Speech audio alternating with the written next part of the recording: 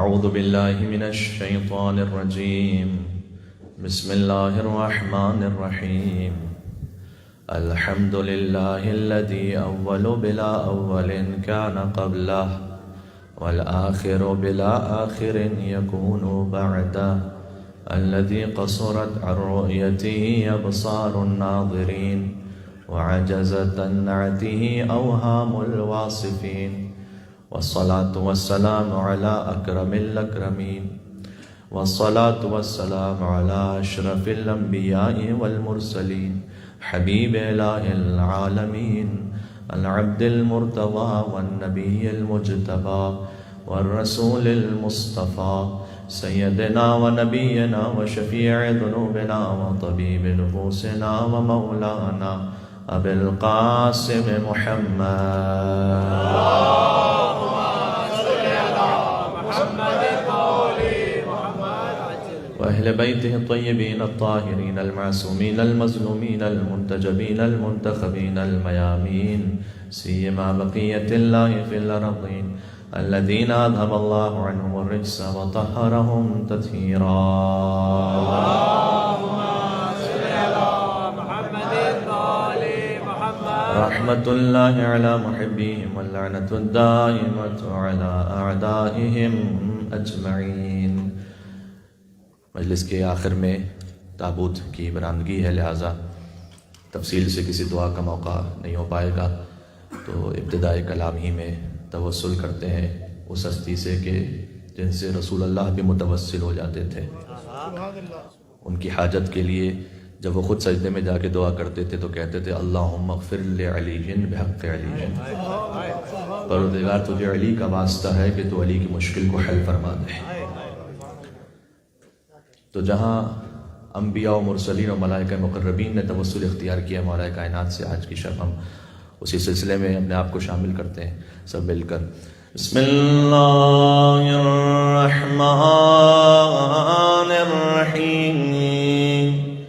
یا ابا الحسن یا امیر المؤمنین یا علی ابن ابی طالب یا حجت اللہ علی خلقہ یا سیدنا و مولانا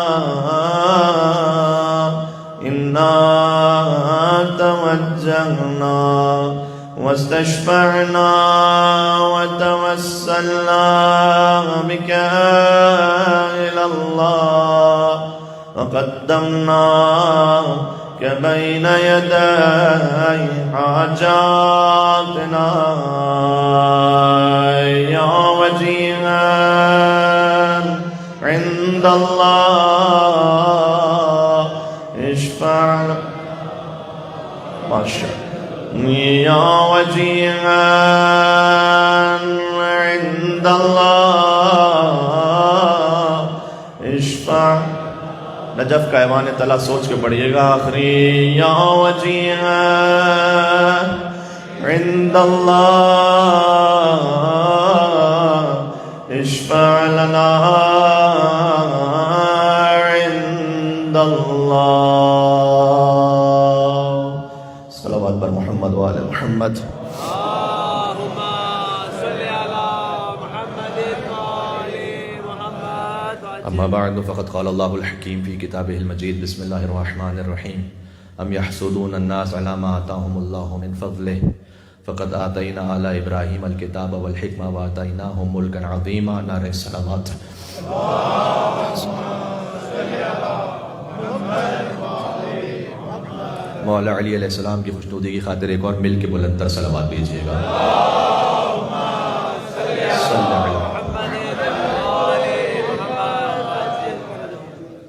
سلسلہ کلام اپنی تیسری منزل میں داخل ہو گیا. آج کی شب اور کل کا دن وہ ہے کہ جس کے لیے ایک کرسچن شاعر نے یہ کہا کہ آج علی دنیا سے رخصت نہیں ہو رہے، عدالت اٹھ رہی ہے دنیا سے. ابن عباس نے کہا هذا اليوم نقص العلم والفقہ من ارض المدینہ. آج کا دن فقہ اور علم سرزمین مدینہ سے یعنی حجاز سے اٹھ گیا۔ علی عالم نہیں، علی عین علم ہے۔ کیا بات ہے، تو آج علم اٹھ گیا، آج فقہ ختم ہو گئی۔ دو طرح کے معاملات کی وجہ سے لوگ حسد کرتے رہے مولا علی سے، ایک ان کے فضائل کی وجہ سے اور ایک ان کی ذوالفقار کی وجہ سے۔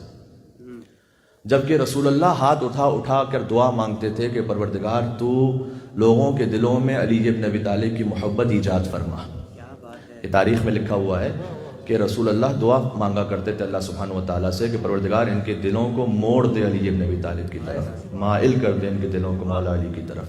اور جب رسول اللہ یہ دعا مانگتے تھے تو سورہ مریم کی ایک آیت بھی نازل ہوئی، آیت نمبر 96 نازل ہوئی کہ ان الذین آمنوا وعملوا الصالحات سیجعل لہم الرحمن ودا، کہ جو ایمان رکھتے ہیں اور عمل صالح کو انجام دیتے ہیں، یہ جو آپ دعا مانگ رہے ہیں سیجعل بہت جلد ہی لہم الرحمن ودا، اللہ سبحانہ وتعالی رحمان ان کے دلوں میں مودت پیدا کر دے گا۔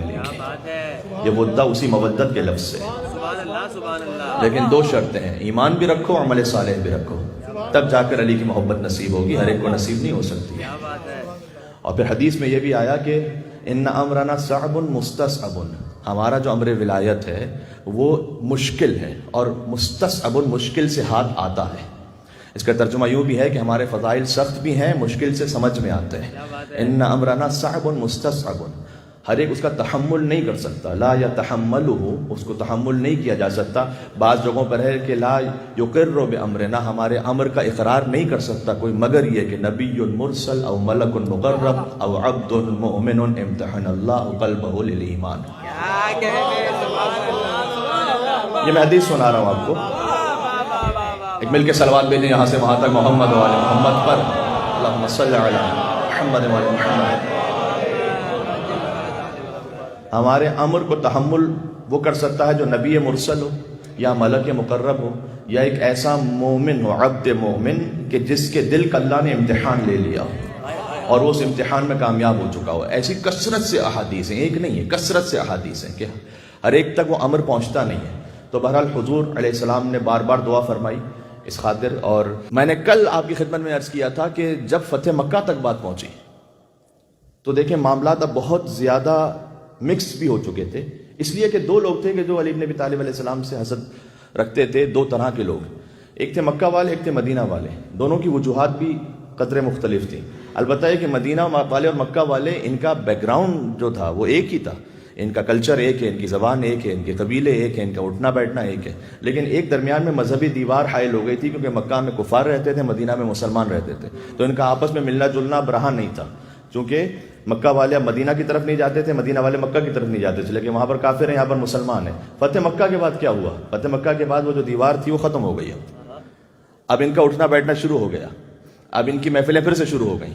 تو اب میں نے عرض کیا نا کہ زبان وہی، کلچر وہی، خاندان وہی، اٹھنا بیٹھنا وہی، تو اب آپس میں بات چیت ہوتی ہے۔ اب جب آپس میں بات چیت ہوتی ہے تو یہاں پر بھی بظاہر مسلمان بن گئے ہیں اب، اور وہ بھی کچھ لوگ ہیں کہ جو رسول اللہ کے ساتھ مدینہ میں پہلے سے ہیں۔ تو اب ان کی محفلوں کا موضوع کیا ہے؟ ان کی محفلوں کا موضوع ہے کہ جب کوئی گپ شپ ہوتی ہے، جب کوئی محفل ہوتی ہے، تو ان کا جو کامن اینیمی ہے وہ علی ابن ابی طالب ہے۔ کیوں؟ اس لیے کہ مکہ والے جب بات کرتے ہیں تو کہتے ہیں کہ ہم کیا بتائیں، ہمارے ماموں کو مارا علی نے، کوئی کہتا ہے ہمارے چچا کو مارا، کوئی کہتا ہے ہمارے بھائی کو مارا، کوئی کہتا ہے کہ ہمارے پڑوسی کو مارا، کوئی کہتا ہے ہمارے خاندان والے کو مارا۔ تو مکہ والے اس طرح سے شکوہ کرتے ہیں علی کا، اور جب مدینہ والے جو بظاہر رسول اللہ کے ساتھ ہوتے تھے وہ بھی جب باتوں کو سنتے تو وہ کہتے یہی ہیں سامنے سے رکھ کے، بھائی کیا بتائیں، جو کل ایمان تھا وہ علی بن گئے، خیبر میں علم علی کو مل گیا، انا مدینۃ العلم علی بابھا، رسول اللہ نے علی کو، میں وہ مشہور حدیث سنا رہا ہوں جو شیعہ سنی متفق علیہ حدیث، تاکہ کسی کو کوئی کنٹروورسی نہ کریٹ ہو، یہاں پر ڈاؤٹ نہ رہے۔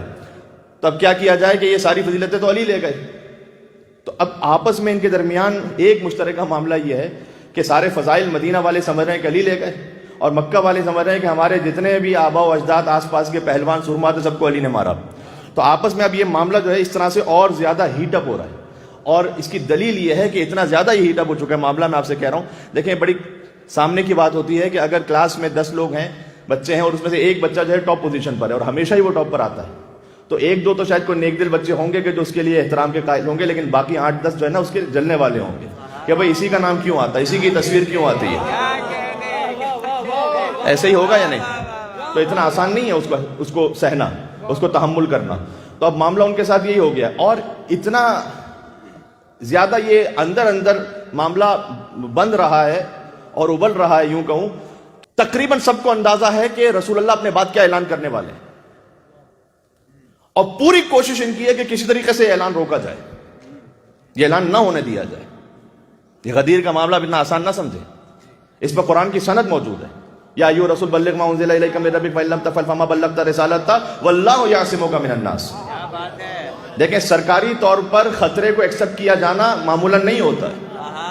یوزولی آفیشلی کسی خطرے کو ایکسپٹ نہیں کیا جاتا ہے کہ جناب زواجر العشیرہ میں خطرہ ہے، لیکن اس کو اس انداز سے ایکسپٹ نہیں کیا گیا، یعنی اس کو انڈورس نہیں کیا گیا. حالانکہ زواجر العشیرہ میں خطرہ ہے اس لیے کہ رسول اللہ وہاں پر اعلان کر رہے ہیں اور اس میں کوئی بھی نہیں ہے سوائے مثلا مولا علی کا، اور کوئی بھی حمایت کرنے والا نہیں. بات واضح ہو رہی ہے.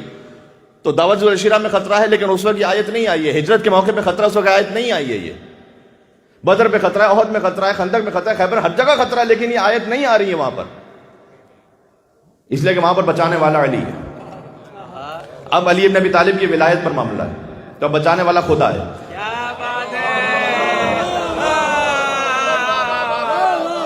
میرے ساتھ وقت آج محدود ہے، اعمال کی شب بھی ہے، لہٰذا میں نہیں چاہتا کہ بہت تفصیل سے بہت زیادہ کوئی تفصیلی موضوع کو پھیلا دوں. چاہتا بھی ہوں کہ بس آہستہ آہستہ سمیٹوں موضوع کو. تو یہاں پر آفیشلی اس بات کو انڈورس کیا جانا اور ایکسیپٹ کیا جانا کہ یہاں پر کوئی خطرہ موجود ہے، واللہ یعصمک من الناس، اللہ آپ کو انسانوں کے شر سے محفوظ رکھے گا، آپ اعلان کیجئے. یعنی اللہ تعالیٰ یہ کہہ رہا ہے کہ خطرہ ہے، ہم آپ کو بچائیں گے، لیکن آپ اناؤنس کیجئے. وہاں پر باقاعدہ مولا علی کی دشمنی پر گویا ایک آرگنائزڈ وے میں کام ہو رہا ہے کہ کسی طریقے سے یہ معاملہ نہ ہو سکے یہاں پر اناؤنسمنٹ. اور اب میں لفظ اگر استعمال کر سکوں، وقت کی تنگی کی وجہ سے شان رسالت میں کوئی کوتاہی نہ ہو جائے، یعنی رسول اللہ کو بھی پریشرائز کیا جائے، اور حتیٰ یہاں تک معاملہ پہنچا دیا جائے کہ بعد میں اگر رسول اللہ حدیث قرطاس، قلم اور کاغذ مانگے تو انہیں نہ دیا جائے وہاں پر. یا آپ اس کو معمولی بات نہ سمجھیں کہ رسول اللہ یہ کہیں کہ مجھے تمہاری گمراہی کو ختم کرنے کے لیے کہ تم کبھی میرے بعد گمراہ نہ ہو، مجھے قلم و کاغذ لا دو تو میں تمہیں کچھ لکھ کے دے دوں. تو غدیر میں تو رسول اللہ نے اعلان کر دیا اور حکم خدا تھا کہ آپ اعلان کیجئے، ہم آپ کو انسانوں کے شر سے محفوظ رکھیں گے، اور آپ نے اگر یہ نہ پہنچایا تو کچھ نہ پہنچایا. یہ بہت ہی سخت اناؤنسمنٹ ہے. یہ در حقیقت تو اللہ تعالیٰ ہم اور آپ سے کہہ رہا ہے کہ یہ نہ مانا تو کچھ نہ مانا.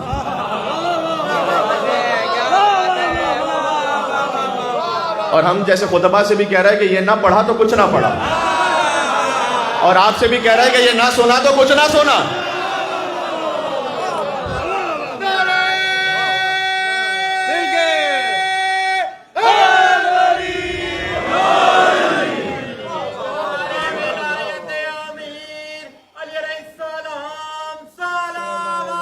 اللہم صلی علی محمد وعلی محمد. کبھی بھی یہ بات ذہن میں نہ آیا کریں کہ یہ بات اگر پڑھی جا رہی ہے تو اس کا کیا فائدہ ہے، کوئی کام کی بات ہو جائے. دیکھیں آپ جس کو کام کی بات سمجھ رہے ہیں نا، وہ ساری کام کی باتیں اگر علی کو مائنس کر دیں تو بیکار کی باتیں.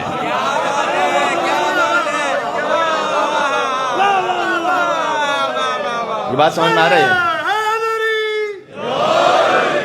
آپ کسے کام کی بات سمجھتے ہیں؟ حضور نے فرمایا کہ اگر کوئی قائم اللیل ہو، صائم النہار ہو، یعنی راتوں میں عبادت کرنے والا ہو اور دن میں روزہ رکھنے والا ہو، اور کوہ احد کے برابر سونا اور چاندی زکوٰۃ میں دینے والا ہو، اور صفا اور مروہ کے درمیان صحیح کرنے والا ہو، اور جہاد کرنے والا ہو، یہ ساری کام کی باتیں ہیں نا. علی کو مائنس کر دیجئے، سب بیکار کی باتیں ہیں. کون دے منہ جہنم میں گر جائے گا. تو اس لیے کچھ بھی تھا، رسول اللہ نے یہ اعلان فرمایا غدیر میں کہ آپ نے اگر یہ نہ کیا تو کچھ بھی نہ کیا، اور یہ اللہ کا ارادہ تھا کہ یہ پورا ہو کر رہے. یاد رکھیے گا یہ، کیونکہ انسانوں کی ہدایت بعد میں منحصر ہے اس بات پر. اللہ سبحانہ و تعالیٰ کا ارادہ ہے کہ یہ ہو کر رہے گا. پورا ہوا خدا کا ارادہ غدیر میں، مولائیوں کو مل گیا مولا غدیر میں. اترا ہوا ہے شیخ کا چہرہ غدیر میں، اور نقلی نے دیکھا اصلی خلیفہ غدیر میں.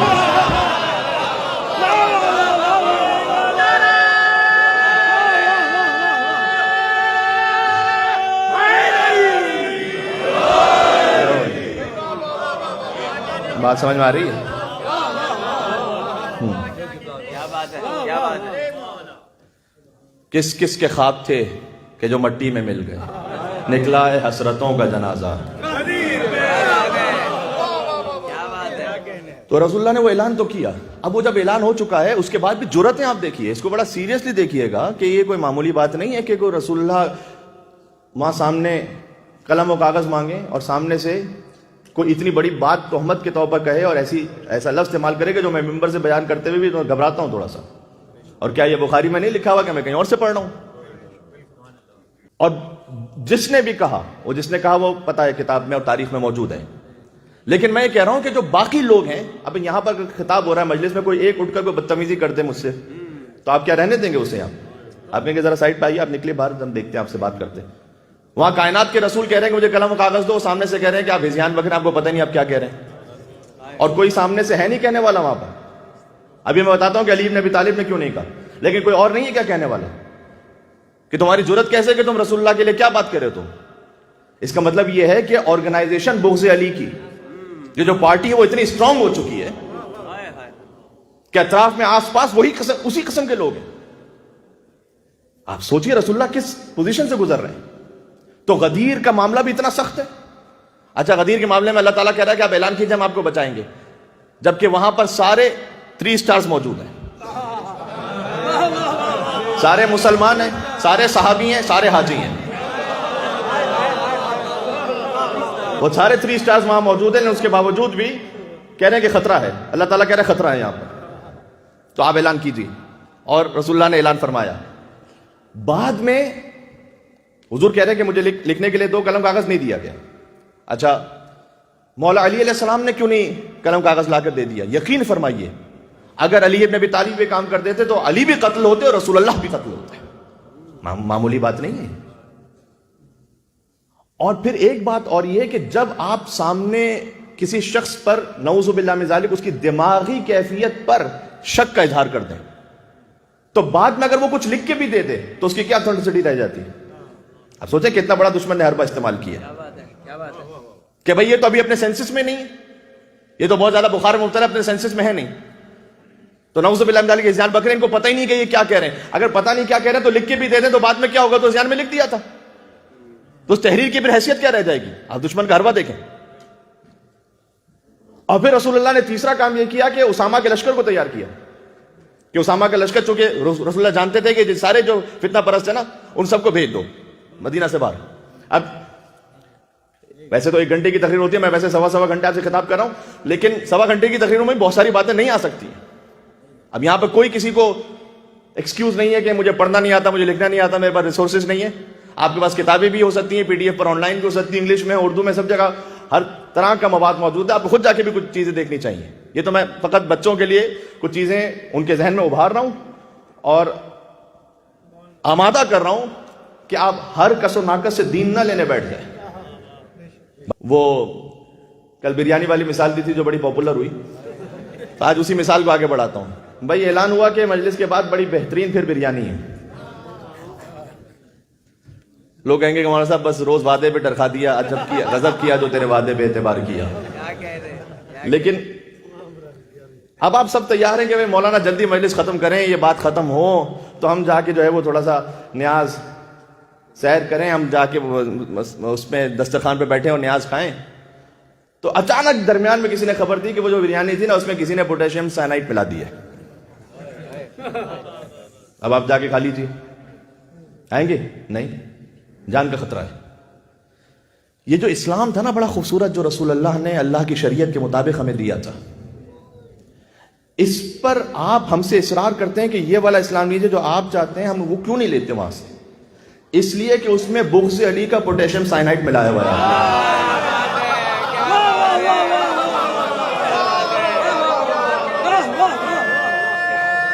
کیا کریں ہم؟ یا علی ہے تو بہت اچھا اسلام, لیکن اس میں آپ نے بیچ میں زہر ملایا ہوا ہے بغض علی کا. تو جو بنی امیہ والا جو اسلام ہے نا وہ اسلام نہیں ہے, وہ کفر پر اسلام کی پالش ہے. وہ کفر پر اسلام کی پالش لگا کے آپ کو دی گئی ہے. تو اس لیے ہم ہر کس و ناقص سے اسلام نہیں لے سکتے. اب رسول اللہ کہہ رہے ہیں اسامہ کے لشکر کے ساتھ جاؤ.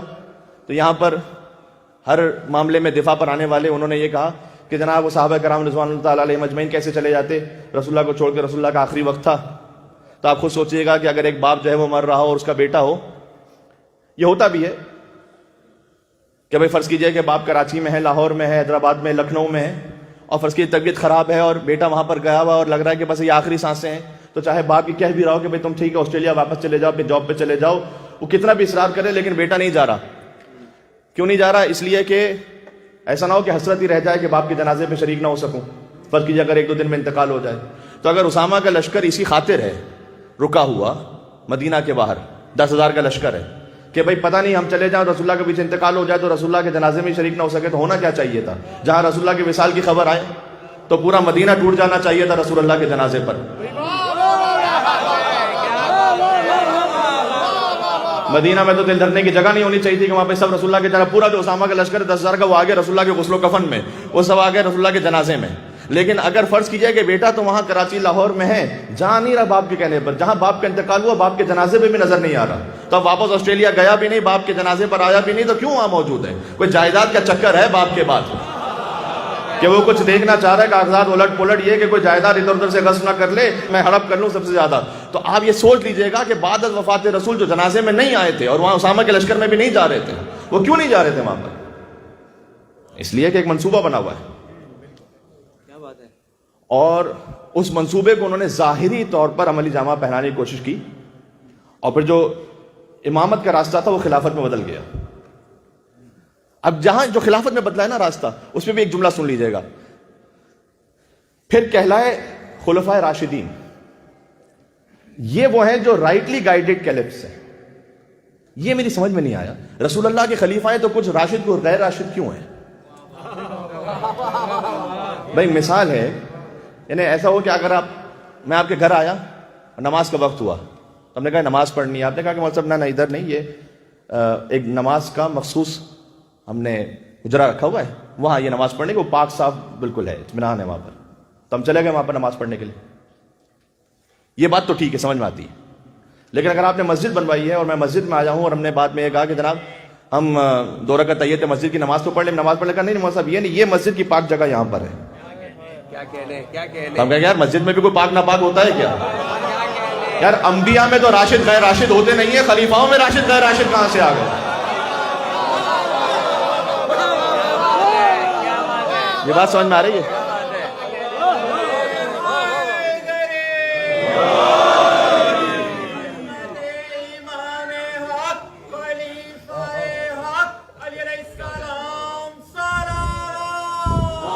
اللہم صلی علی.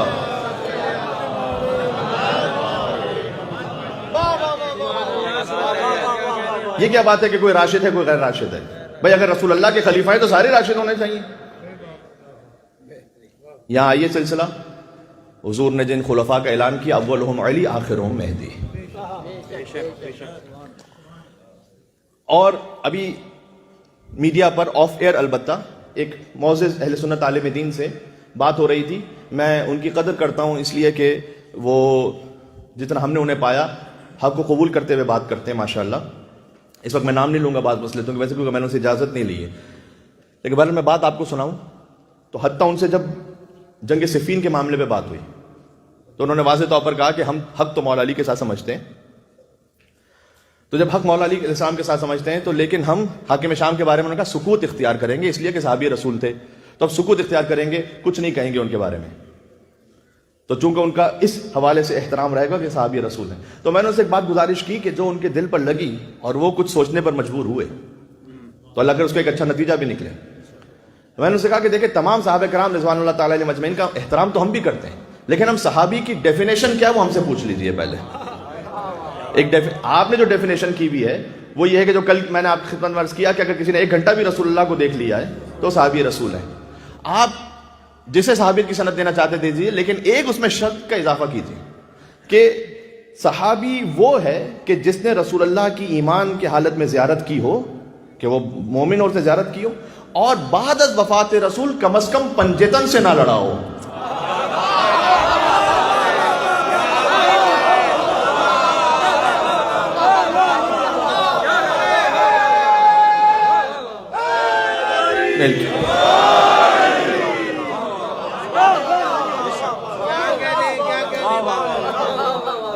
कम अज कम पंजेतन से न लड़ाओ।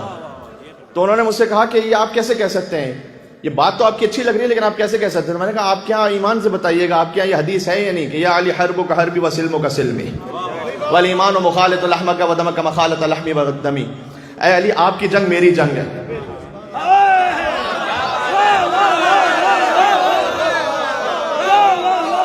अरे भाई जब अली की जंग रसूल अल्लाह की जंग है तो ये अजब सहाबी है जो रसूल अल्लाह से लड़ भी रहा है और सहाबी रसूल भी है।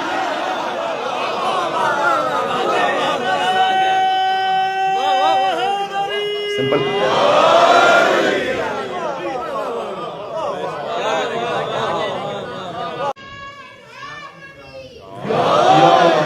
वक्त बहुत कम रह गया, जल्दी जल्दी मेरे साथ चलिएगा। तो बज़ाहिर तो मौला अली अलैहिस्सलाम की जो खिलाफत का हक था वो गस्ब कर लिया और उसमें दुनियावी एतबार से उन्हें एक तरह की कामयाबी तो मिल गई कि अपना सिस्टम उन्होंने शुरू कर दिया। हाँ, इतना ज़रूर था कि मानते ज़रूर ये थे कि हमें सबसे आलम अली हैं, हमें सबसे अक़ज़ा अली हैं, सबसे ज़्यादा बेहतर फैसला करने वाले अली हैं, सबसे करीम अली हैं। इसलिए बार बार जो अपने केसेस थे वो लाते थे अली के पास। तो अली इब्न अबी तालिब कभी किसी की जान को बचाते थे, कभी किसी की इज्जत को बचाते थे और उसे गलत फैसले करने से बचाते थे।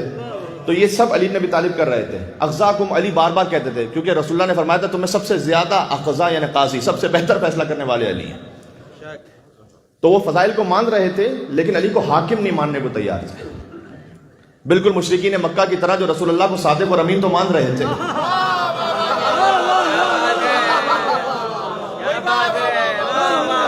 लेकिन रसूल को रसूल मानने को तैयार नहीं थे। तो मोहम्मद को रसूल मानना और है, सादिक़ और अमीन मानना और है। अली को सबसे बड़ा आलिम मानना और है, सबसे बड़ा सखी मानना और है, सबसे बड़ा करीम मानना और है, शुजा मानना और है, हाकिम और वली मानना और है। बात वाज़ेह हो रही है। तो मैं तो सिर्फ इतना कहूंगा, जब सबसे बेहतर फैसला करने वाले अली हैं, मुझे वो अक्ल का अंधा समझ नहीं आता जिसे गदीर का मौला तजावत में है पहला समझ में आता है, खिलाफत में है पहला समझ नहीं आता।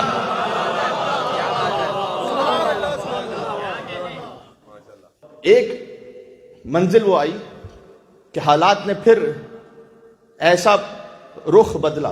देखें, मैंने अर्ज किया कि वो बनी उमैया का खानदान के जो रसूलुल्लाह के 23 बरस की तबलीग में 20 साल तक रसूलुल्लाह का दुश्मन रहा था, वो रसूलुल्लाह के विसाल के 10 साल के अंदर अंदर गवर्नरी पर आ चुका था, इस्लामी गवर्नरी पर।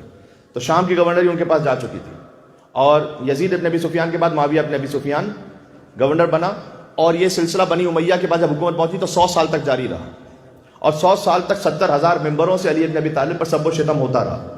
यानी जुमे के खुतबे, ईद बकर का खुतबा, बकरा ईद और ईद उल फितर, कम अज कम ये 2 ईदों के खुतबे और हर जुमे के खुतबे में मौला अली अलैहिस्सलाम पर सब्ब शितम होता था। अच्छा, जो सब्ब शितम करने वाले थे वो जब खुतबा देने वाले तो वो आलिम थे ना, उन्हीं आलिमों में से कोई रावी बना, कोई मुहद्दिस बना, कोई मुफस्सिर बना। अब उनका जो तफसीर का पॉइंट है या उनका जो हदीस का पॉइंट है उसकी बुनियाद किस बात पर है? मौला अली सियासत पर है, जो हमारा मौजू है। और मामला इस हद तक आगे बढ़ गया कि फिर ये तय किया गया उसूलों में कि जो अली की मदह में हदीसें बयान करे उसकी गवाही को कबूल ना करो, और फिर कुछ और नाम लिएगा कि इनकी गवाही पर अगर कोई इनकी मदह में कोई हदीस बयान करे तो उसको इनाम दो, उसको इकराम दो, उसको ओहदे दो, उसको इज्जत दो।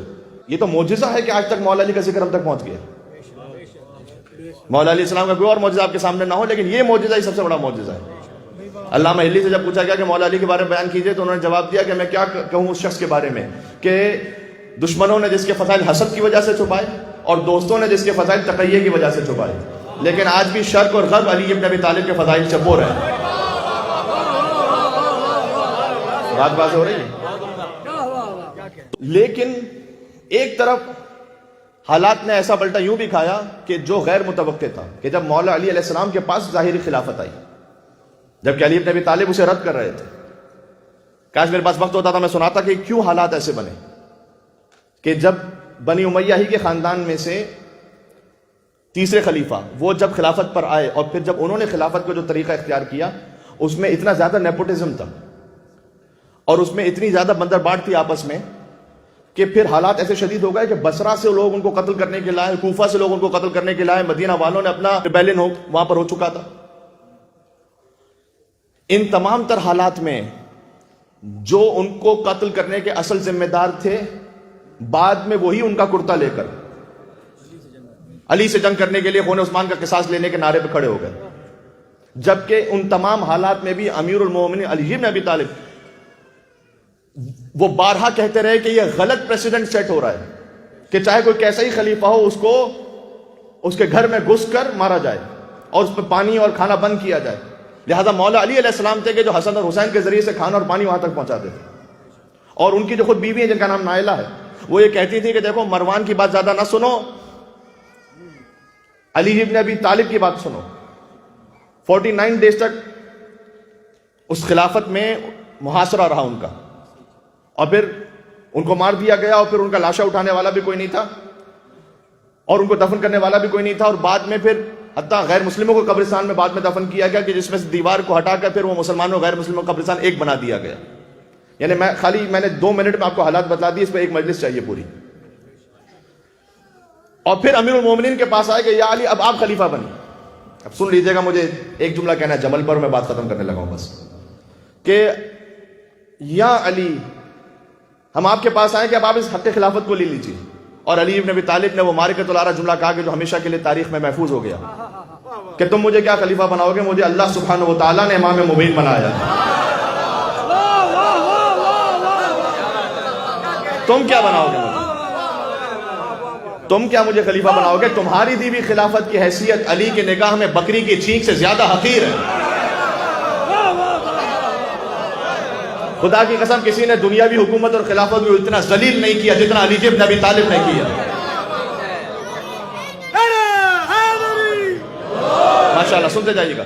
اور پھر جب انہوں نے کہا کہ ہم اللہ کے پاس آپ کی شکایت کریں گے، تو علی نے کہا کہ تم میری شکایت کرو گے؟ شکایت تو مجھے کرنی ہے تمہاری اللہ کے سامنے۔ کہا ہم یہ شکایت کریں گے کہ ہم علی کے پاس گئے تھے، اب حالات ایسے ہو گئے تھے، تب بھی علی نے اس کو قبول نہیں کیا۔ تو امیر المومنین نے کہا کہ اگر حجت تمام کروانا چاہتے ہو، میری سپیڈ زیادہ تیز تو نہیں ہو رہی، واضح سمجھ میں آ رہا ہے، میں اس لیے جلدی جلدی بول رہا ہوں تاکہ زیادہ بات پہنچا سکوں۔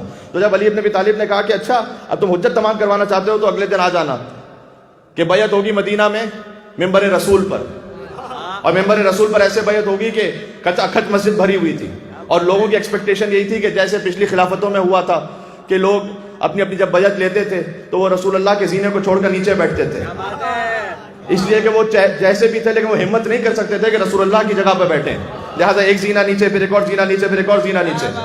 اور علی بن ابی طالب علیہ السلام آئے اور پہلے زینے پر قدم رکھا، اور دوسرے پر قدم رکھا، اور تیسرے پر قدم رکھا۔ اللہ اکبر۔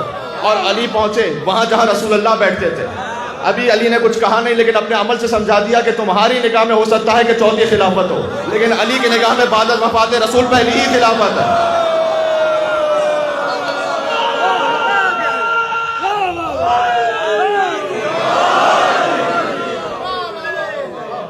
تمہاری نگاہ میں ہو سکتا ہے تم مجھے چوتھی خلافت دے رہے ہو، میں یہ چوتھی خلافت نہیں لے رہا ہوں تم سے، میں آیا ہوں رسول اللہ کے بعد پہلی خلافت پر جو خلافت بلا فصل ہے۔ اور پھر مولا کائنات نے ایک وہ جملہ کہا کہ جو تاریخ میں ہمیشہ کے لیے امر ہو گیا، اتنی اچھی اور آسان عربی ہے کہ آپ بھی اس کا لطف محسوس کریں گے۔ مولا نے کہا الحمدللہ علی احسانہ قد رجع الحق علی مکانہ، حمد پروردگار کی اس کے احسان پر کہ آج حق اپنے مقام پر واپس آ گیا۔ اور پھر کسی نے اٹھ کر کہا یا علی آپ وہاں بیٹھ گئے جہاں رسول اللہ بیٹھتے تھے، یہ کیسے بیٹھ گئے؟ کہا مہاذ الاوار، ان لکڑی کے ٹکڑوں کی حیثیت کیا ہے؟ یہ قدم وہ ہیں جو دوش رسالت پر پہنچ کر بزرگ ہوتے۔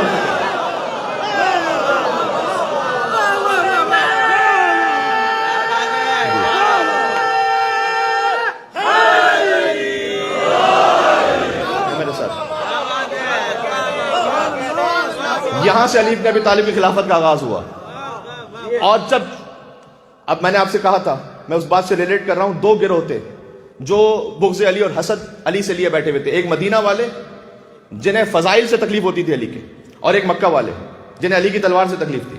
یعنی ایک وہ کہ جو فضائل کی مار کھا چکے تھے، ایک وہ کہ جو تلوار کی مار کھا چکے تھے۔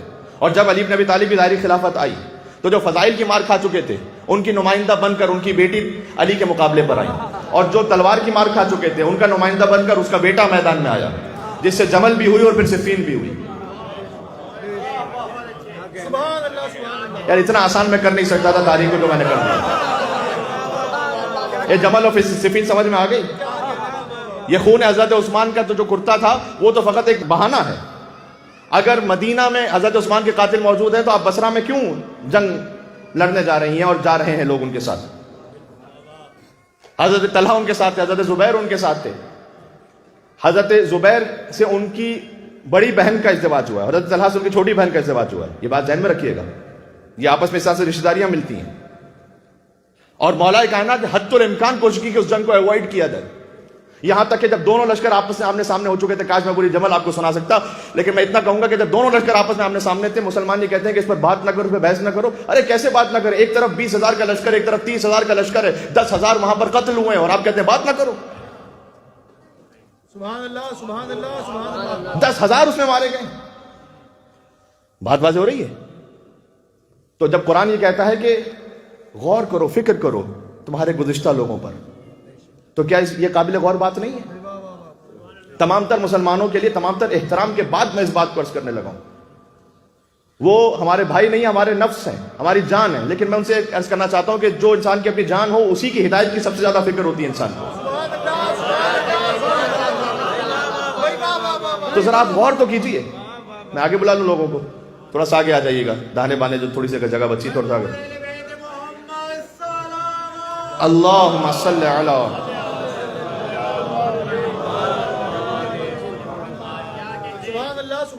آخر میں مجھے اتحاد کے بارے میں بھی جملہ کہنا، اور یقیناً اتحاد بین المسلمین کے حوالے سے ایک بات کہوں گا میں، اور بڑی اہم بات ہے جو کہنا چاہتا ہوں، لیکن اس بات کو میں مکمل کر لوں. تو امیر المومنین وقت آخر تک یہ چاہتے تھے کہ کسی بھی طریقے سے کانفلکٹ کو ایوائڈ کیا جائے، اور مولا یہ کہتے رہے کہ دیکھو جن کے قتل کا قصاص لینے کے تم میرے پاس آئے ہو وہ تمہارے لشکر میں موجود ہے، مروان ابن حکم تمہارے لشکر میں. حتیٰ یہ بات جب میں نے انہی اہل سنت عالم سے تھوڑا سا ملفوف انداز میں کہی کہ دیکھیے وہ جو جنگ ہوئی تھی اس میں اصل جو قاتل تھے وہ تو کہاں تھے، وہ تو اب کیا بیان کیا جائے. میں نے اتنا کہا تو انہوں نے کہا کہ آپ مروان کے بارے میں کہہ رہے ہیں نا.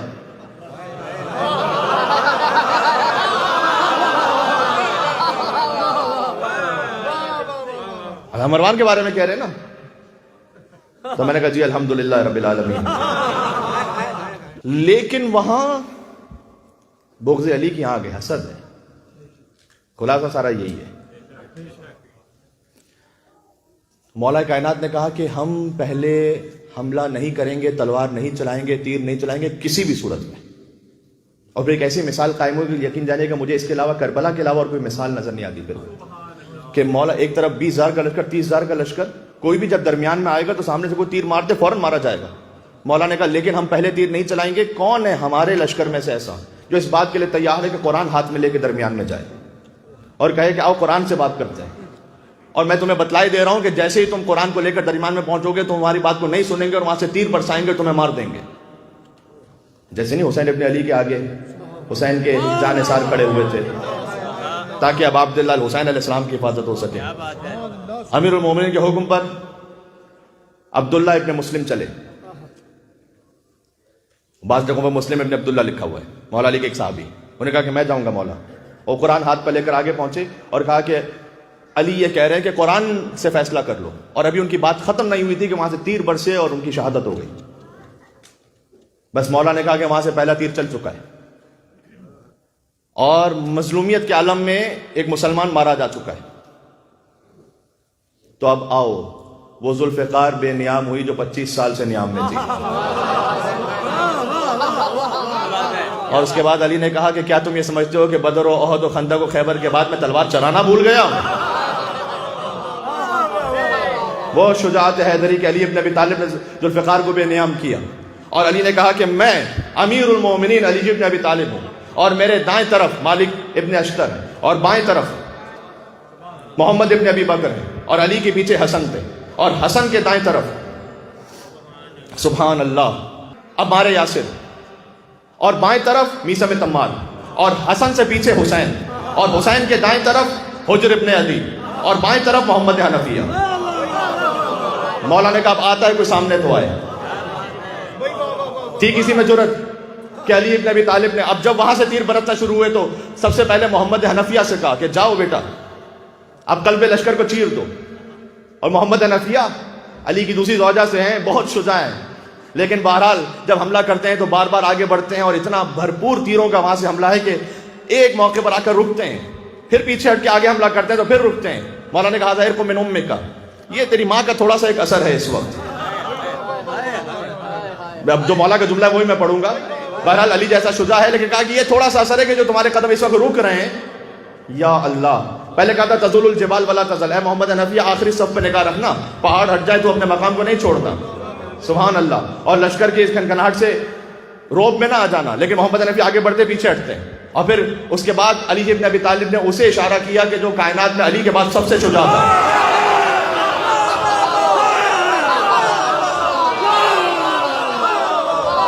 حسن ابن علی, حسن ابن علی جن کی شجاعت پڑھی ہی نہیں جاتی. حسن ابن علی جب ایک اشارہ کیا مولا کائنات نے, اور پھر حسن لشکر پر ایسے قلب پر پہنچے کہ کبھی دفعتاً میمنہ پڑھتے اور میسرہ پڑھتے, اور پہلے حملے میں حسن نے پوری جنگ جمل کا نقشہ پلٹ دیا. یہ وہی بغض حسن تھا کہ حسن کے جنازے پر تیر برس رہے تھے, یہ اسی بغض کا نتیجہ تھا جو جمل میں ہوا تھا. جمل فتح ہوئی ہے امام حسن کی تلوار کی وجہ سے. اور میں یہ کہہ چکا ہوں جملہ وہاں پی ایس بی کے ایک مجلس میں, لیکن یہاں پر اجتماع کچھ اور ہے تو میں کہہ دوں یہاں پر کہ جیسے حسن مجتبیٰ, کیا کہوں میں, علی ابن ابی طالب ہماری جان قربان ہو, جیسے حسن مجتبیٰ فتح کر کے پہنچے پورے لشکر کو, تو ہر انسان یہ چاہتا ہے کہ جو میرے بیٹے نے کام کیا اس کو کریڈٹ مجھے مل جائے, بھائی یہ میرے حصے میں آئے, یہ کامیابی میرے نام سے لکھی جائے. لیکن محمد حنفیہ کے جب چہرے پر دیکھا کہ تھوڑا سا شرمندگی کے آثار ہیں کہ میں نے تو حملہ کیا تو میں وہ کام نہیں کر سکا جو پہلے حملے میں حسن نے کر دیا, تو مولا نے خود یہ کریڈٹ لیا ہی نہیں, یہ حسن کو سبحان اللہ فرمایا اے محمد حنفیہ, ایک باپ کے لیے جیسے ہوتا ہے تربیت اولاد کا اہم نقطہ ہے کہ آپس میں اس طرح سے کمپیریزن بھی نہیں کرنا چاہیے, کسی میں اللہ نے کوئی صلاحیت کسی میں کوئی صلاحیت. تو بہرحال امام حسن علیہ السلام کو تو خیر ایک معصوم عصمت کبریٰ کی منزل پر ہیں, تو محمد حنفیہ کے پاس جب ان کے چہرے پر تھوڑی سی شرمندگی کے آثار تھے کہ میں نے تو حملہ کیا ہے لیکن یہ حملہ کامیاب نہیں ہو سکا جیسے حسن کا حملہ کامیاب تھا, تو علی نے خود کریڈٹ لینے کے بجائے محمد حنفیہ کو تسلی دیتے ہوئے کہا کہ بیٹا فکر نہ کریں, مقابلہ دو برابر کی ہستیوں کا ہوتا ہے, آپ اور حسن میں کوئی مقابلہ نہیں ہے, اور آپ اور حسن میں اس لیے مقابلہ نہیں ہے کہ تو میرا بیٹا ہے, حسن محمد مصطفیٰ کا بیٹا ہے.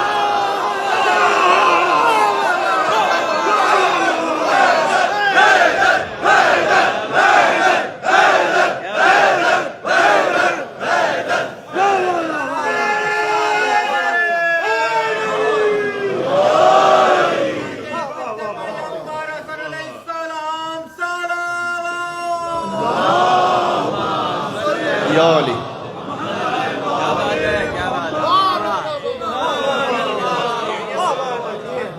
اسی جنگ کے دوران مروان ایک طرف بھی تیر مار رہا تھا, دوسری طرف بھی تیر مار رہا تھا, اور طلحہ کو مارا ہے خود مروان نے, کیونکہ وہ خطرہ سمجھ رہا تھا اپنے فیوچر کے لیے جناب طلحہ کو, تو طلحہ کو قتل کیا خود مروان نے تیر مار کے. مجھ سے فقط یہ نہ کہو کہ خطا اجتہادی ہو گئی اور آپس کے معاملات تھے, بس 10,000 لوگ مارے گئے ہیں, ایک طرف ام المومنین ہے, ایک طرف امیر المومنین ہے. مجھ سے یہ نہ کہو کہ کارپٹ کے اندر ڈال دو بات ختم کرو, بس یہ نہیں ہو سکتا, فیصلہ کرنا پڑے گا, اور فیصلہ اس طرح سے بھی کرنا پڑے گا. دیکھیں بہت واضح سی بات ہے, جب ایک شخص نے آ کے خود مولا علی سے کہا اسی جنگ میں کہ مولا یہ سمجھ میں, اے علی سمجھ میں نہیں آ رہا, ایک طرف ایمکن اس نے نام لیے پھر کہ ام المومنین ہے, پھر طلحہ ہے, زبیر ہے, کیا یہ سب باطل پر جمع ہو سکتے ہیں؟ یہ اتنی بڑی بڑی شخصیات ہیں, کیا یہ باطل پر ہیں؟ اور ایک طرف آپ ہیں, آپ کا بھی بڑا مقام ہے, تو یہ کیسے ہے کہ آپس میں کون حق کون باطل میری سمجھ میں نہیں آ رہا. اور اس وقت علی ابن ابی طالب نے وہ جملہ کہا کہ جو کلام عرب میں سنہری حروف سے لکھے جانے کے قابل ہے. بعض لوگ کہتے ہیں کہ اس سے بڑھ کر کلام عرب میں کوئی فصیح جملہ کہیں نہیں گیا. مولا نے اس وقت اس کو دیکھ کے کہا کہ دیکھ, ان الحق والباطل لا یعرفان باقدار الرجال, اعرف الحق تعرف اعلی, احرف الباطل تعرف اہلا. اے شخص, حق اور باطل کا فیصلہ لوگوں کی قدر پہ نہ کیا کر. یعنی کیا؟ یعنی یہ کہ افراد کی کسوٹی پر حق اور باطل کا فیصلہ نہ کر, حق اور باطل کی کسوٹی پر افراد کا فیصلہ کر. یہ بات سمجھ میں آئی؟ یعنی یہ نہ کہہ کہ اتنا بڑا انسان ہے تو یقیناً حق پر ہوگا, نہیں, افراد کی کسوٹی پر حق و باطل کو نہ دیکھ. حق اور باطل, اعرف الحق, پہلے حق کو پہچان, تعرف اہلا, تو اہل حق خود سمجھ میں آئیں گے. پہلے باطل کو پہچان تو اہل باطل خود سمجھ میں آئیں گے. یہ نہ کہہ کہ اتنی بڑی بڑی شخصیتیں کیسے باطل پر ہیں. بات واضح ہو رہی ہے؟ یہ اصول تاریخ میں ہر ایک کے لیے ٹھیک ہے کہ کبھی بھی کسی شخصیت کو دیکھ کر فقط حق باطل کو فیصلہ نہ کر لیں, سوائے خود علی ابن ابی طالب کے. جہاں علی کی ہستی نظر آ جائے تو کیونکہ سند رسول موجود ہے. یہ جب واقعہ ہو چکا, پھر بھی ابھی زبیر باقی تھے اور کچھ لوگ باقی تھے, مروان, پھر حضرت عائشہ جو ہے وہ اونٹنی پر تھیں, تو مولا کائنات نے کہا کہ جب تک یہ اونٹنی اس طرح سے باقی ہے، میں تاریخ سے پڑھ رہا ہوں جی، کبھی بھی لوگوں کے ذہن میں جو ڈاؤٹ ہے، یہ فتنہ یہ ختم نہیں ہوگا. لہذا مالک اشتر سے کہا کہ جاؤ اونٹنی کے پیروں کو کاٹ دو، اور اپنے خاص صحابی کو اور بھیجا کہ جب ام المومنین زمین پر آئیں تو سہارا تم دینا. کیا کہنا کریم ابن کریم علی ابن ابی طالب. سبحان اللہ سبحان اللہ. اور مالک اشتر جب آگے بڑھے اور اونٹنی کے پیروں کو کاٹا، اور جب وہ جو محمل تھی وہ نیچے گری تو ایک شخص نے سنبھالا ام المومنین کو، اور جیسے سنبھالا تو انہوں نے کہا کہ میں رسول اللہ کی زوجہ ہوں، مجھے اس طرح سے ہاتھ نہ لگاؤ. اور چہرے سے جب نقاب کو انہوں نے الٹا تو محمد ابن ابی بکر ان کے اپنے بھائی تھے. علی ابن ابی طالب جانتے تھے کہ میرے لشکر میں کون ہے کہ جو ان کا محرم ہے.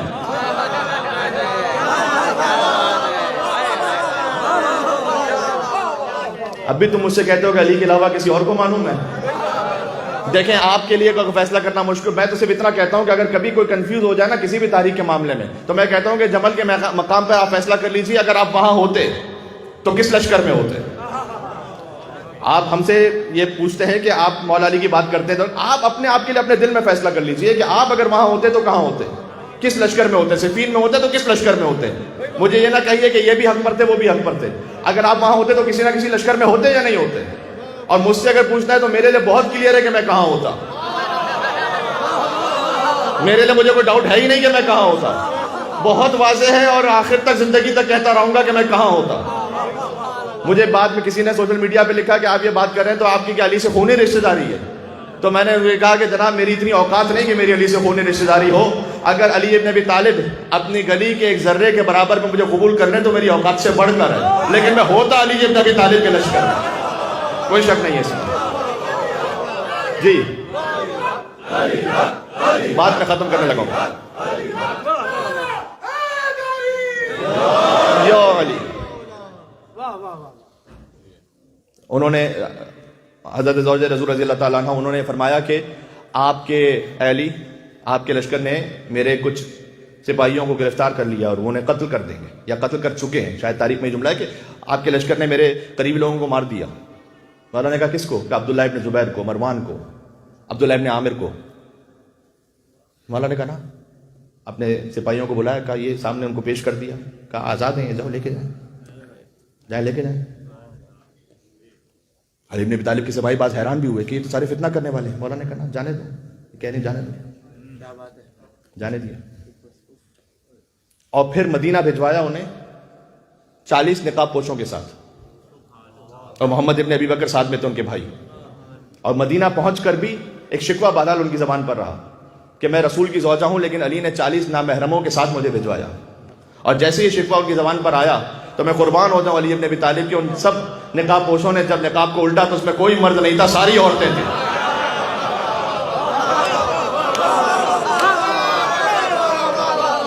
یہ ہے علی، یہ ہے علی.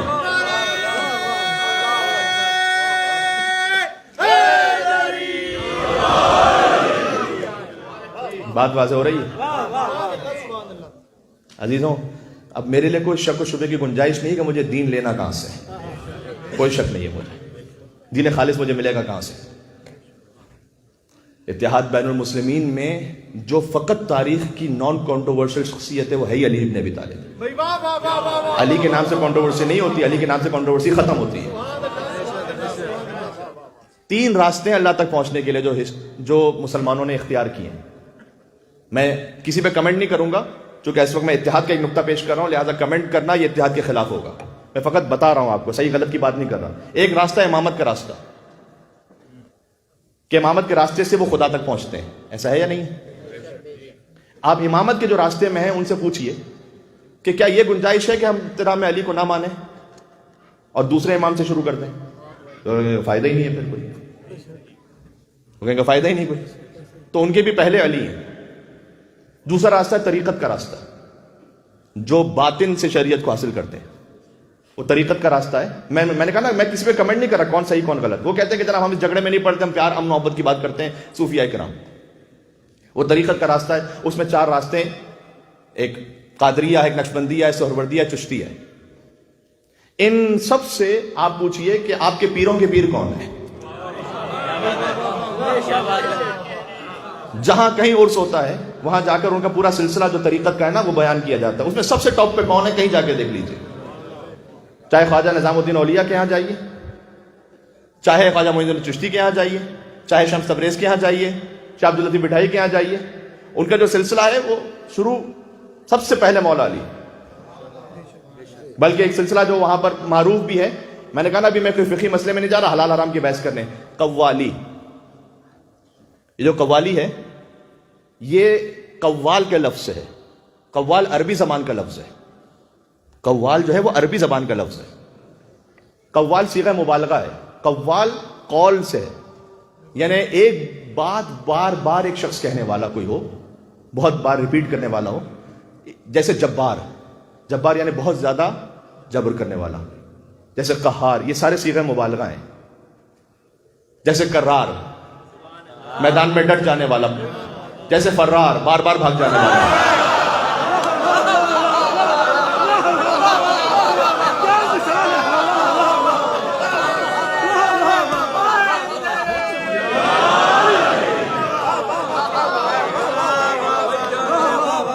ویسے یہ قوال, بار بار ایک قول دہرانے والا. یہ جتنے بھی نسبی قوال ہیں نا پرانے, ان سے پوچھ لیجئے یہ قوال کا لفظ آیا کہاں سے, کون سا قول ہے جو تم بار بار دہراتے ہو. تو کہیں گے قول نبی ہے جو بار بار دہراتے ہیں. قول نبی تو بے شمار ہزاروں ہیں, کون سا قول نبی بار بار دہراتے ہو. وہ کہیں گے من کنت مولا فہذا علی مولا, من کنت مولا فہذا علی مولا, من کنت مولا فہذا علی مولا. بعد میں اب میں اس بات کی گزارش کر دوں کہ بعد میں پھر اس میں بعض دفعہ حرام میوزک بھی شامل ہو گیا, کچھ ساز ایسے شامل ہو گئے جو ناجائز ہیں, وہ جائز نہیں ہے. میں کہہ رہا ہوں کہ بعد میں اس کی شکل بدل گئی, لیکن اصل میں جہاں سے یہ شروع ہوا تھا وہ مولا علی کے ذکر سے شروع ہوا تھا. آج اس بات کو رہتے ہوئے کوئی یہ نہ سمجھ لے کہ ساری قوالیاں مولانا نے حلال کر دی, بہت ساری اس میں حرام جائز نہیں ہے اس وقت کی کیفیت میں, لیکن جو شروع ہوا تھا سلسلہ وہ وہاں سے شروع ہوا تھا. تو ایک ہے امامت کا راستہ, ان کے پہلے علی ہیں. طریقت کا راستہ, ان کے پہلے علی ہیں. تیسرا ہے خلافت کا راستہ, ان کے چوتھے علی ہیں. آپ ان سے پوچھ لیجئے کہ کیا ہم 3 خلفاء کو مانیں اور چوتھے کو نہ مانیں تو کافی ہے, وہ بھی کہیں گے نہ یہ نہیں ہو سکتا, آپ نے 4 خلفاء کو ماننا ہے. تو عرض یہ کرنے لگا ہوں کہ 3 ہی راستے ہیں, امامت کا, طریقت کا اور خلافت کا. امامت اور طریقت میں مطلع علی ہے, خلافت میں مقطع علی ہے.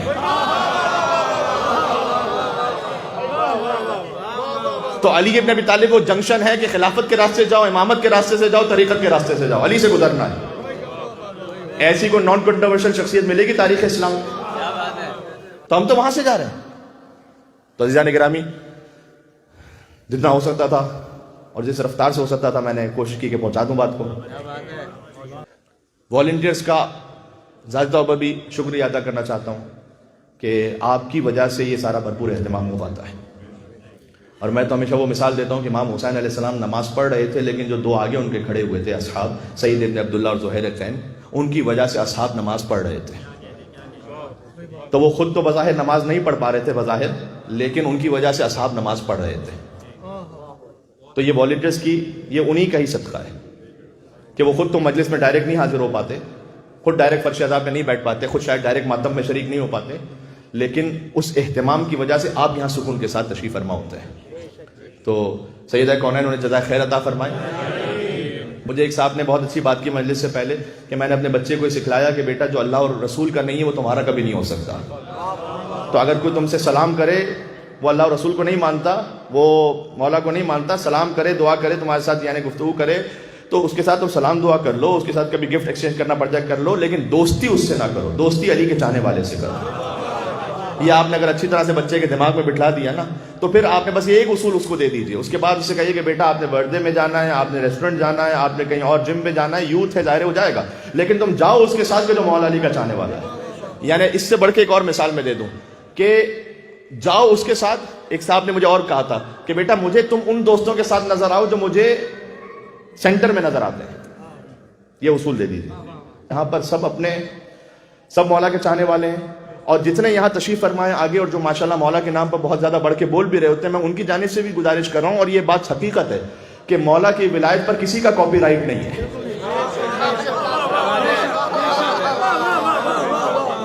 کوئی یہ نہیں کہہ سکتا کہ میں زیادہ مولائی ہوں تو کوئی کم مولائی ہے.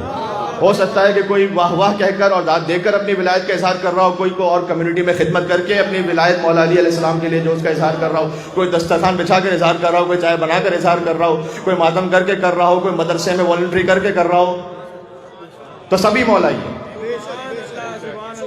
مولائیت پر کاپی رائٹ نہ مجھے ہے نہ کسی اور کو ہے، تو آپ بھی اتنے ہی ہمارے دل سے قریب ہے جتنے سب ہیں۔ ہاں باقی ہے کہ کسی نے کچھ کہہ دیا، یہ کہہ دیا، وہ کہہ دیا، اگر کبھی ایک دو دفعہ ایسی بات ہو بھی جاتی ہے تو اس سے اپنا دل ہلکا نہ کریں۔ حضرت موسیٰ علیہ السلام نے کہا پروردگار لوگ میری بات سنیں نہ سنیں لیکن مجھے برا تو نہ کہیں، کم از کم اتنا کرتے کہ لوگ مجھے برا نہ کہیں۔ تو اللہ تعالیٰ نے جواب دیا کہ موسیٰ تم مجھ سے وہ چیز مانگ رہے ہو جو میں نے اپنے لیے بھی نہیں رکھی ہوئی ہے۔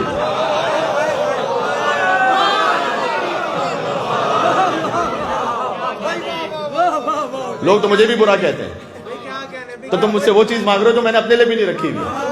تو اگر کوئی آپ سے ادھر ادھر کچھ کہہ دیتا ہے تو آپ دل پر نہ لیں، آئیں ہمت سے، آئیں حوصلے سے، آئیں۔ آپ میرے دل سے قریب ہے بہت۔ کہ میں مولا علی علیہ السلام کا ایک معجزہ سناؤں آپ کو، وہ زندہ معجزہ جس میں خود آپ اس معجزے کا حصہ ہیں۔ انسان جو ہے نا روتا کس پر ہے؟ انسان روتا اس پر ہے کہ معمولاً اس پر انسان روتا ہے کہ جسے انسان نے دیکھا ہوتا ہے۔ ذرا غور کیجئے، ایسا ہے یا نہیں ہے؟ بھائی کسی کے ماں باپ اس کے ساتھ کی زندگی گزری ہے، ظاہر ہے کہ جب ان کا انتقال ہوگا تو یقیناً اس کا دل مغموم ہوگا۔ لیکن بعض مرتبہ ایسا ہوتا ہے کہ والدین کا انتقال ہو گیا، بچہ 2 مہینے کا تھا، 1 مہینے کا تھا، اب بعد میں اسے اس کی ماں کے بارے میں، باپ کے بارے میں بتلائیے، شاید افسردہ تو ہوگا لیکن اتنا روتا نہیں ہے، بلکہ اگر اسے اس کے چچا نے پالا ہے، اس کی خالہ نے پالا ہے، جب چچا کا انتقال ہو گیا تو پھوٹ پھوٹ کر رو رہا ہے۔ ارے بھائی تمہارے باپ کے انتقال کی بات پہ تو اتنا نہیں روتے جتنا چچا پہ رو رہے ہو۔ کہ بھائی ہم کیا بتائیں، باپ کو تو ہم نے دیکھا نہیں تھا، یہ تو باپ تو ہمارے یہی تھے، ماں کو تو ہم نے دیکھا ہی نہیں تھا، ہماری تو خالہ نہیں ہمیں پالا ہے، تو ہم تو انہیں پہ روئیں گے۔ ہم میں سے کسی نے علی کو دیکھا نہیں ہے بتایا، لیکن لگ ایسا رہا ہے کہ باپ سے بڑھ کے کوئی جا رہا ہے۔ یہ معجزہ ہے نہیں ذکر علی کا۔ انسان روتا اس پر ہے کہ اگر کوئی آپ ایسی داستان سنا رہے ہو جو غمگین ہو اور اس میں کچھ غیر متوقع بات ہو، اچانک سے کوئی ایسی بات آئے، آپ کا دل پسیج گیا اور آپ رونے لگے۔ مصائب میں کوئی ایسی بات ہے کہ جو آپ کے لیے غیر متوقع ہے؟ نہیں۔ ابھی میں پڑھوں گا، آپ کو پتا ہے کہ علی کے سر پر ضربت لگی، سر شکافتہ ہو گیا، خون بہنے لگا، علی کی بیٹیاں دیکھ کر رو رہی تھیں، یہ سب وہی ہے نا۔ یہ ہے ذکر حسین اور ذکر علی کا معجزہ۔ عزیزوں آج آخری رات آ گئی علی کی۔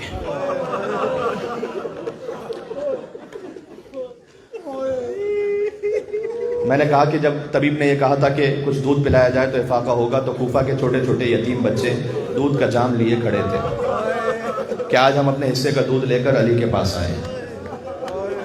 لیکن جیسے جیسے رات گزرتی گئی وہ علی ابن ابی طالب کے لیے بہت سخت تھی۔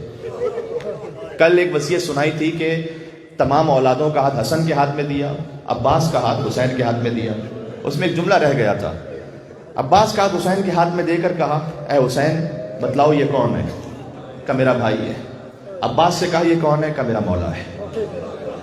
بس زندگی گزر گئی عباس کی، مولا ہی کہتے رہے، آقا ہی کہتے رہے۔ یہ اس وقت کیفیت کھلی کہ جب عباس کربلا میں فرات کے قریب تڑپ رہا تھا، عباس کا لاشا، حسین پہنچے تو یہ پہلی مرتبہ تھا کہ حسین پہنچے اور عباس احترام میں کھڑے نہ ہو پائے۔ تو مقتل مکرم میں کہ جیسے عباس اپنے کٹے ہوئے بازوؤں کو گھسیٹ گھسیٹ کر چاہتے تھے کہ میں احترام حسین پہ اٹھوں، لیکن حسین نے خود عباس کا سر لے کر گود میں لیا اور کہا عباس زندگی گزر گئی، تم نے مولا کہا، آقا کہا، ایک مرتبہ بھائی کہہ کر پکارو عباس۔ عزیزوں آج علی کے گھر میں قیامت کی رات ہے۔ جنازوں کی رونق تو بیٹیوں کے ساتھ ہی ہوتی ہے، تو وہ جو بی بی زینب سے وصیت کی وہ تو سناتا ہوں، لیکن ایک مرتبہ پھر حسین کو بلایا، حسین کو قریب بلا کر کچھ ایسا کہا۔ دیکھو مجھے ہو سکتا ہے کہ میں زیادہ طولانی مسائل پر انشاءاللہ اعمال کے دوران بھی مسائل پڑھوں گا، وہاں پر انشاءاللہ کچھ پورا کر لیں گے، لیکن یہاں پر جو حق ہے کہ سیدہ کونین راضی ہو جائیں انشاءاللہ۔ میں اگر چشم تصور سے سوچوں تو علی بار بار ذکر بھی کرتے ہوں گے زہرا کی ٹوٹی ہوئی پسلیوں کا، بیٹیوں کے سامنے، اولاد کے سامنے، مجھے کسی مومن نے کہا کہ علی کی شہادت تو پڑھی جاتی ہے، علی کی غربت بھی ایک دفعہ اشارہ کر دیجئے گا۔ علی کی غربت یہ ہے کہ رات کے اندھیرے میں زہرا کو دفن کرنا پڑے۔ آپ اتنے مومنین تشریف فرمائیں، یہاں پر اتنے جنازے ہوئے ہیں، کیا کبھی بھی کوئی رات میں دفن کرنے گیا ہے رات کی تاریکی میں کسی مومن کو؟ نہیں، دن کے اجالے میں جا کے دفن کرتے ہیں نا۔ یہ زہرا کتنی غربت کے عالم میں گیا، علی کتنے غریب تھے کہ رات کی تاریکی میں دفن کیا۔ جنازہ دینے والا تھا علی، لیکن جنازہ لینے والا بھی کوئی نہیں تھا۔ تو قبر زہرا سے ہاتھ برآمد ہوئے تھے کہ اے علی میری امانت مجھے واپس کر دو، اور اس وقت علی نے کہا تھا کہ یا رسول اللہ لقد استرجعت الودیعہ، یہ امانت تو چھین لی گئی، لیکن خود زہرا سے پوچھئے گا کہ کیا ہوا۔ حسین کو قریب بلایا اور حسین کو بھی ایک وصیت کی۔ غازی کو وصیت کی تھی نا، ایک حسین کو وصیت کی۔ حسین کو کیا وصیت کی؟ حسین سے بہنوں نے پوچھا، بھائیوں نے پوچھا، حسین زارو قطار روتے جاتے تھے لیکن بتلا نہیں پاتے تھے کہ کیا وصیت کی۔ کبھی ہوتا ہے کچھ آپ کہنا چاہتے ہیں لیکن حیا مانے آ جاتی ہے۔ آپ جانتے ہیں اتنا بڑا مجمع ہے، یا علی کہہ کر اگر کوئی رونے جیسی شکل بھی بنا لے تو حسین اسے قبول فرمائیں گے۔ یہ وصیت اس وقت کھلی کہ جب کربلا میں حسین رخصت آخر کے لیے آئے، کہا بہن ذرا شانوں سے ردا دو۔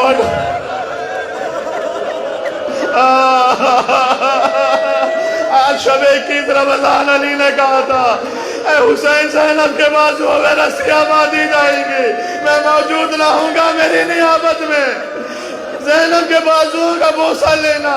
حسین نے علی کے نیابت میں زینب کے بازو کو چوما، بی بی آگے بڑھی حسین کے گلے کو چوما، کہا ماں نے کہا تھا شیور کا خنجر چلے۔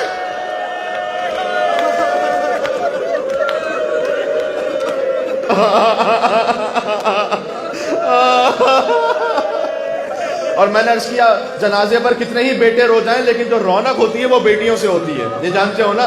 تو جب بیٹیاں گریا کرتی ہیں، ایک مرتبہ زینب ام کلثوم لپٹ گئی، علی بن ابی طالب کا وقت آخر تھا، مجھے بار بار یاد آتا ہے ایک معصوم بچی جو باپ کے لاشے سے لپٹی تھی۔ یہاں کوفہ میں بھی زینب لپٹی تھی تو حسن نے جدا کیا، کلثوم کو حسین نے جدا کیا، وہاں سکینہ کو شیور نے جدا کیا۔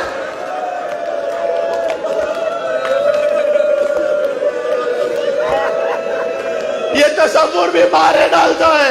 ارے کوئی سوچ بھی نہیں سکتا زینب کو کوئی تماچے مارے گئے ہو، لیکن حسین کی بیٹی کو اتنے تماچے مارے گئے، رخساروں کا رنگ بدل گیا۔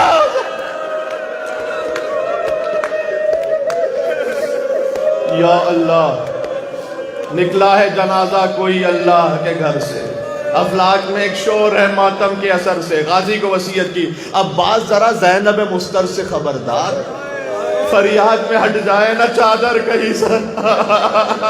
پھر کوفے والوں سے کہا ہاں بھول نہ جانا انہیں کوفے کے مکینوں، ہاں بھول نہ جانا انہیں کوفے کے مکینوں، گزریں گی یہ شہزادیاں اس راہ گزر سے۔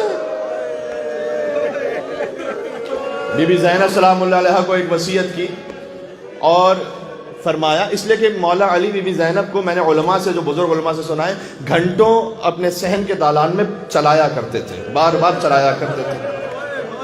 اور بی بی جب یہ فرماتی تھی کہ بابا اب قدم دکھ گئے بابا، کہ نہیں بیٹی یہ ایک تمرین ہے، یہ سفر تجھے طے کرنا ہے، کئی میلوں کا سفر طے کرنا ہے۔ اور اس وقت بی بی زینب یہ پوچھتی تھی کہ بابا، کیونکہ مولا علی نے کہا تھا کہ ایسا سخت دربار ہوگا جہاں شراب پینے والے ہوں گے، جہاں آوازیں کسنے والے ہوں گے، وہاں جانا ہوگا بیٹی، لیکن صبر کرنا باپ کی خاطر، نانا رسول اللہ کے دین کی خاطر صبر کرنا۔ تو وہاں بی بی نے پوچھا تھا بابا آپ تو سب کی مشکل کشائی کرتے ہیں، جب اتنا سخت وقت ہوگا تو آئیں گے میری مدد کے لیے؟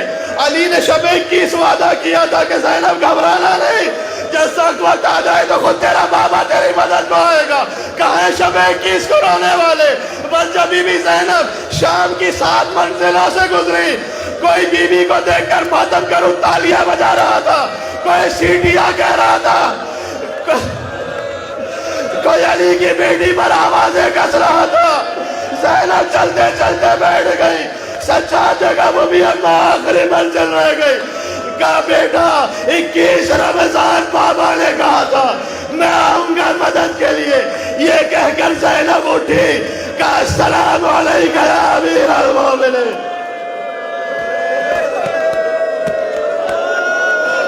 اللہ اکبر. ابھی رک جانا, مجھے تابوت کے لیے جملہ کہنا ہے. کیا قیامت کا سما ہے, خدا کسی غم میں نہ رلایا, شب قدر بھی ہے. خدا علی کے صدقے میں حاجات پوری کرے, نجف تک پہنچنے کی توفیق عطا کرے. اے پروردگار, قیامت میں مجھے علی کی جوتیوں کا صدقہ عطا فرما دے. وقت آخر آ گیا. علی کی بیٹیاں لپٹی ہوئی ہیں, حسن اور حسین ساتھ میں ہیں, 14 برس کے غازی موجود ہیں. ایک مرتبہ علی نے کہا کہ بیٹا حسن, بیٹا حسین, بس گریے کو تھام لو. وہ دیکھو نانا رسول اللہ لینے آ گئے, وہ دیکھو تمہاری ماں فاطمہ الزہرا علی کو لینے آ گئی. ایک میں نے جملہ دیکھا ہے تاریخ میں کہ علی ابن ابی طالب کی سانسیں آہستہ آہستہ رکنے لگی. اب بس قریب تھا کہ علی دنیا قریب تھا کہ علی عزیزوں میں اس لیے میرے ہاتھ پیر وجود میرا کانپ رہا ہے. تو اگلا جملہ, علی ابن ابی طالب نے کہا تمہاری نانی خدیجہ الکبریٰ مجھے لینے کے لیے آ گئی, اور علی نے کہا انا للہ و انا الیہ راجعون. علی دنیا سے رخصت ہو گئے. عزیزوں, علی کا جنازہ تھا, غسل دیا حسن نے, کفن دیا حسین نے. لا یوم کا یوم کا یا ابا عبداللہ. کسی امام کا جنازہ 3 دن تک بے غور و کفن نہیں رہا سوائے علی کے بیٹے حسین کے لاشے کے. گھر کے اندر ہی غسل و کفن ہوا. علی ابن ابی طالب کو غسل و کفن کوئی آسان منزل ہے کیا؟ کربلا میں ایک مظلوم تھا جس کے ہاتھوں میں ہتھکڑیاں تھی, پیروں میں بیڑیاں تھیں, گلے میں توق تھا.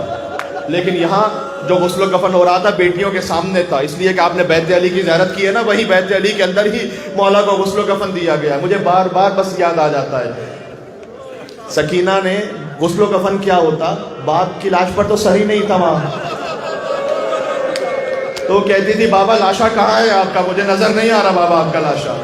تو ایک بے سر کے لاشے سے آواز آتی تھی الیہ الیہ یا بنیہ, اے میری سکینہ یہاں آ جا, یہاں آ جا حسین کے لاشے پر. بس وہاں بی بی زینب نے دیکھا, بی بی ام کلثوم نے دیکھا, علی کے جنازے کو غسل و کفن دے کر تیار کیا. میں تابوت کے لیے آخری جملہ کہہ رہا ہوں, علی کا تابوت چلا رات میں, علی کو رات ہی میں دفن کیا گیا, اس لیے کہ خوارج نے کہا تھا کہ ہمیں پتہ چلے علی کی قبر کہاں ہے تو ہم لاشا نکال کر علی کے لاشے کے ٹکڑے کر کر علی کے لاشے کی بے حرمتی کریں گے. یہ ہے پنجتن کا مقدر. عزیزوں, پنجتن کے جنازوں پر ہر باری قیامت ہے.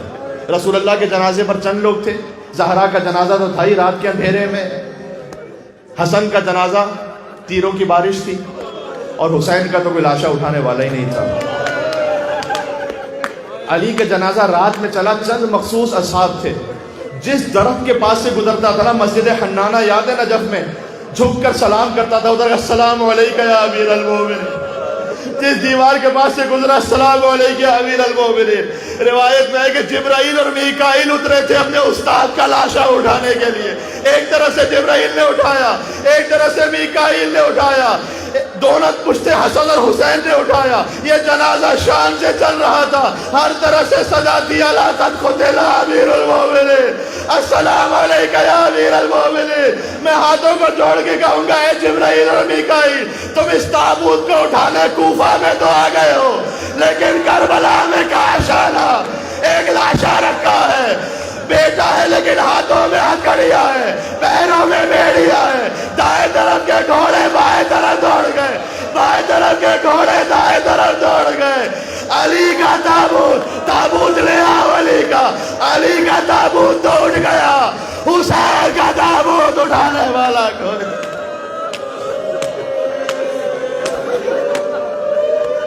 تابوت علی آ رہا ہے, وہ تابوت جو حسن و حسین نے اٹھایا, جس سے لپٹ کر بی بی زینب نے کہا بابا زینب یتیم ہو گئی. آج سوچنا, زینب کی یتیمی کا تابوت ہے, غازی کی یتیمی کا تابوت ہے.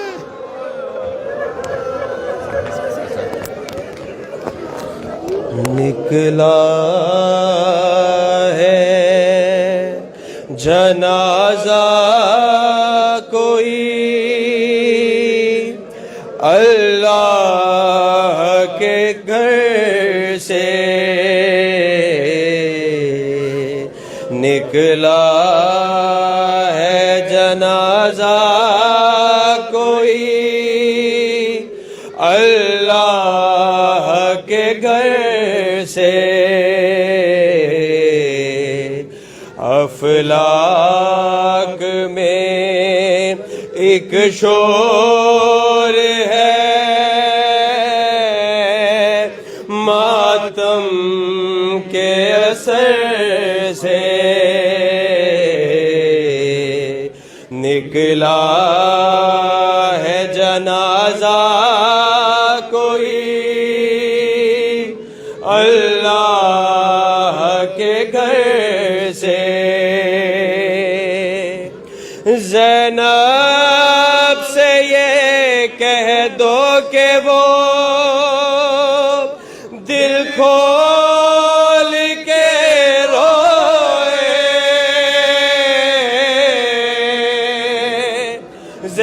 زینب سے یہ کہہ دو کہ وہ دل کھول کے روئے شبیر کی ہمشیر ہے رونے کو نہ ترسے اور عباس ذرا زینب مضطرس سے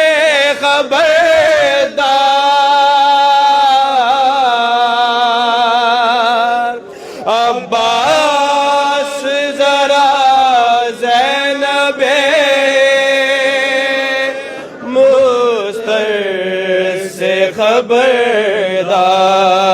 خبردار فریاد میں ہٹ جائے نا چادر کہیں سر سے نکلا ہے جنازہ کوئی اللہ کے گھر سے اور افسوس کے مسجد میں نمازی گیا مارا